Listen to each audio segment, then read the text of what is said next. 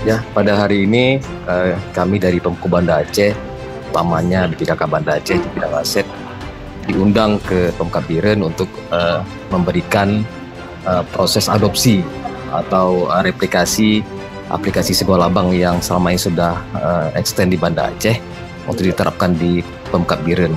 Sigolabang ini adalah aplikasi dalam penatausahaan aset daerah untuk memudahkan SKPD dalam mencatat, menginventarisasi dan menatausahakan aset daerah.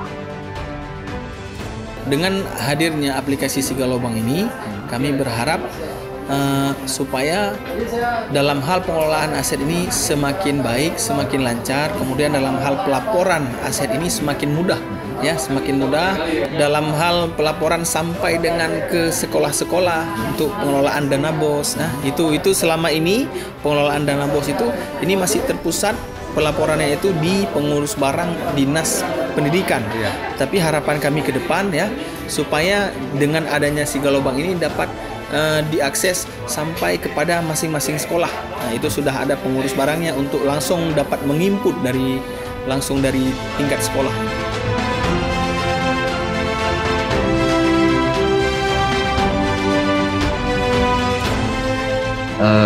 Kami sangat mendukung daerah lain bisa mengadopsi ini karena ini adalah aplikasi yang bisa merangkum banyak sekali tahapan dalam pengelolaan barang dengan sistem kerja yang terintegrasi, terpadu oleh semua pejabat pelaksana barang daerah di masing-masing Pemda.